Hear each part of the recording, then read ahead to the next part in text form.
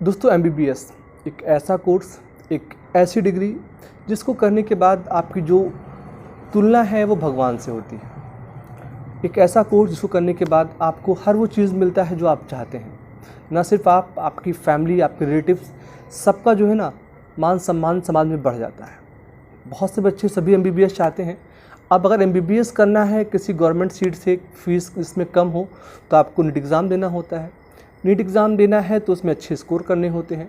तो एग्ज़ाम जब बच्चा देना चाहता है तो उसके दिल में काफ़ी सवाल होते हैं कि कैसे प्रिपरेशन करें, किस स्ट्रेटजी को फॉलो करें, कौन सी कोचिंग को ज्वाइन करें, ऑनलाइन कौन कौन सी कोचिंग हैं जो अच्छे से पढ़ाते हैं, कौन सी बुक्स को पढ़ें, क्या करें और क्या ना करें।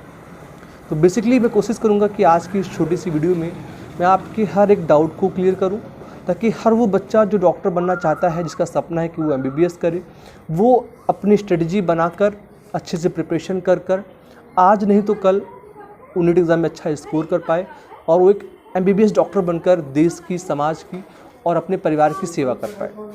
देखिए, मैं आपको एक सिंपल सी चीज़ बता दूं यार, इस दुनिया में आप सब कुछ पा सकते हैं, सब कुछ कर सकते हैं अगर आप उसको दिल से चाहते हैं। प्रॉब्लम्स एक पार्ट है जीवन का।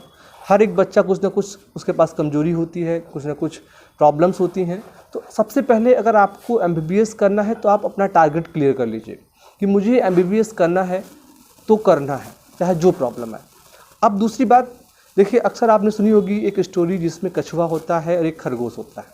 कछुआ क्या है कि वो धीमे धीमे चलता है, बिना डिस्ट्रैक्ट हुए, बिना डरे हुए, वो सिर्फ चलता जाता है, उसको मंजिल दिखती है। खरगोश एक्साइटेड होता है, जल्दबाजी करता है और वो दौड़ता है, फिर थक कर लास्ट में सो जाता है और कछुआ जीत जाता है। सेम यही स्टोरी होती है एक नीट एस्पिरेंट की।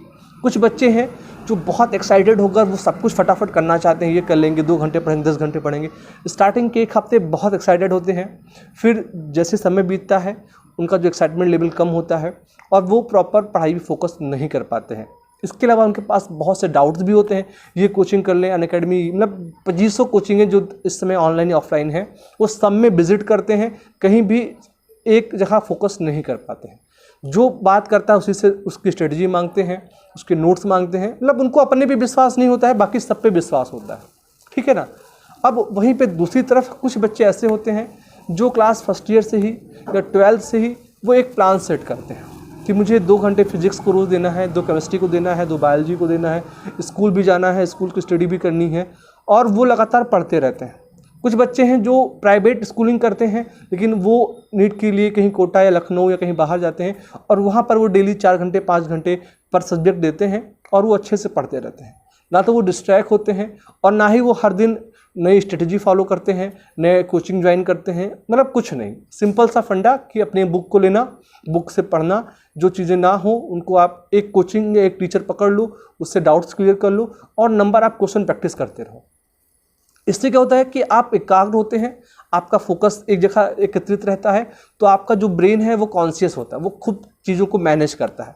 जब आप भटकते हो तो फिर कहते नहीं कि अगर आप ट्रेवल कर रहे हैं 2 नाव पे तो आप कभी सफल नहीं होंगे। तो सेम एज आपको एक चीज़ जो फिक्स करना है, प्लान करना है, उसी पे बढ़ना है। तीसरी बात क्या होती है कि डर। बच्चों को डर होता है कि हम हिंदी मीडियम से हैं, इंग्लिश मीडियम से हैं, किससे क्वेश्चन ज़्यादा आते हैं। तो यार एक चीज़ बता दूं कि लैंग्वेज तो कभी मैटर ही नहीं करता है। आप किसी भी ट्रेड से, चाहे वो हिंदी मीडियम हो, आप इंग्लिश मीडियम हो, आप यूपी बोर्ड हो, आप सीबीएसई बोर्ड, किसी भी बोर्ड से हो या किसी भी लैंग्वेज में हो, आप नीट की प्रिपरेशन कर सकते हो। ठीक है।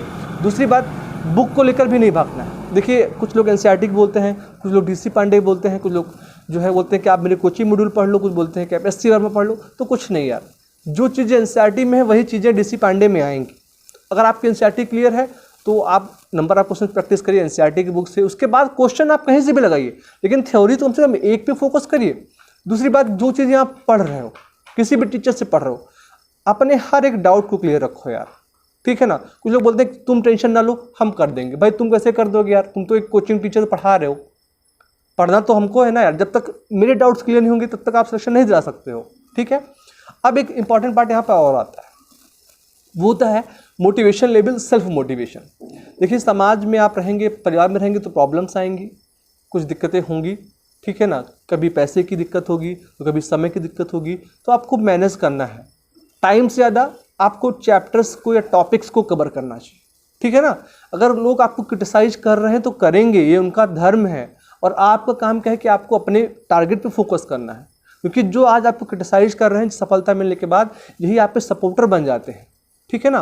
तो आप अपना एक अच्छा सा प्लान बना लीजिए, डेली 2-3-4 घंटे पढ़ने का सब्जेक्ट वाइज। तो अगर आप डेली 2 से 3 घंटे भी पढ़ेंगे तो 10 से 12 घंटे हो जाएंगे, जो आपके लिए इनफ है। अपने रूम में रहिए, बाहर की दुनिया से मतलब वास्ता ख़त्म कर दीजिए तब तक जब तक आपका सिलेक्शन ना हो जाए, क्योंकि अगर आप जो दुनियादारी में पड़ जाएंगे तो कहीं ना कहीं आप अपने पथ से डिस्ट्रैक्ट हो जाएंगे।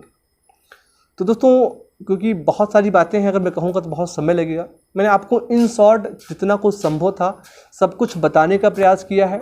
कोई सवाल है, कोई भी प्रॉब्लम है तो आप मेरे नंबर 8887735130 पे कॉल कर सकते हैं। मैं कोशिश करता हूं कि मैक्सिमम कॉल्स को पिक करूं, उनकी प्रॉब्लम्स को सुनूं और उनको एक बेहतर सोल्यूशन दे सकूं।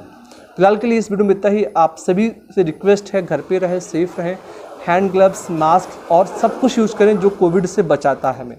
Thank you so much. जय हिंद।